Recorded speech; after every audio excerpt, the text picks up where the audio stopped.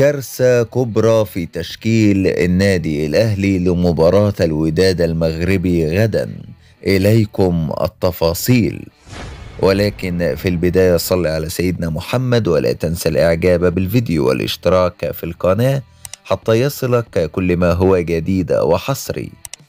كارثة كبرى في تشكيل النادي الأهلي لمباراة الوداد المغربي في نهائي دوري أبطال إفريقيا.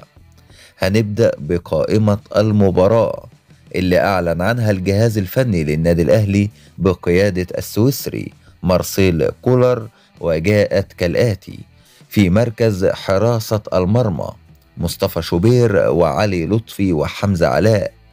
في خط الدفاع علي معلول ومحمد عبد المنعم ومحمود متولي وياسر إبراهيم ومحمد هاني وخالد عبد الفتاح.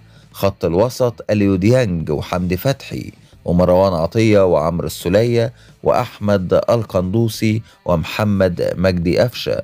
في خط الهجوم بيرسي تاو وحسين الشحات ومحمود كهربا ومحمد شريف وأحمد عبد القادر وطاهر محمد طاهر.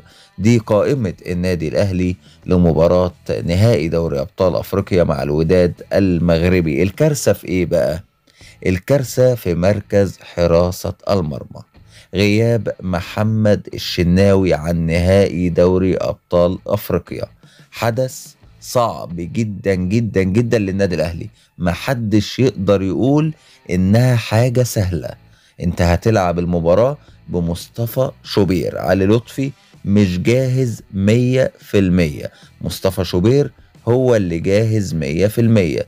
إذا الموضوع هيبقى صعب جدا جدا جدا. محدش فينا يقدر يختلف على إمكانيات مصطفى شوبير وإن هو حارس مرمى كويس وعنده إمكانيات كويسة، ولكن ما عندوش الخبرات اللي تؤهله إن هو يلعب نهائي دوري أبطال أفريقيا أمام الوداد المغربي. كل اللي علينا كجمهور للنادي الأهلي إن احنا ندعم مصطفى شوبير في هذه الفترة، نقف في ظهر مصطفى شوبير، لأن احنا محتاجين مصطفى شوبير يعني يسد مكان محمد الشناوي ويكون يعني في الموعد في مباراة هامة للنادي الأهلي. مش عارفين يعني الموضوع الصعب ده هيعدي ازاي على جمهور النادي الاهلي، هيعدي ازاي على مارسيل كولر مدرب النادي الاهلي، ولكن عندنا ثقة كبيرة طبعا في مصطفى شوبير، حارس واعد، ولكن الموضوع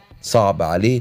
ونتمنى كلنا ان مصطفى شوبير يكون في الموعد ويخيب ظننا كلنا، وان شاء الله باذن الله في المباراة التانية اللي هتكون في المغرب يكون محمد الشناوي حاضر وبقوة، لأن الشناوي عنده خبرات كبيرة جدا جدا. حارس مرمى لعب أكتر من نهائي، حارس مرمى لعب كاس عالم، حارس مرمى عنده خبرات إفريقية كبيرة جدا جدا، فإن شاء الله يكون موجود في النهائي. دي كانت يعني قائمة المباراة. تشكيل طبعا مارسيل كولر كلنا أكيد عارفينه. هو لحد دلوقتي مش قادر يستقر على كهربا أو محمد شريف، ولكن التشكيل كلنا عارفينه. أكيد هيبدأ بمصطفى شوبير، قدامه محمد عبد المنعم، وجنبه محمود متولي، في الشمال معلول، في اليمين محمد هاني، وسط الملعب هيكون مروان عطية ومعاه اليو ديانج ومعاه عمرو السولية، لأن حمدي فتحي لسه راجع يعني في شكوك حول مشاركته. هيلعب طبعا بثلاثي أمامي بيرسي تاو وحسين الشحات ومحمود كهربا أو محمد شريف.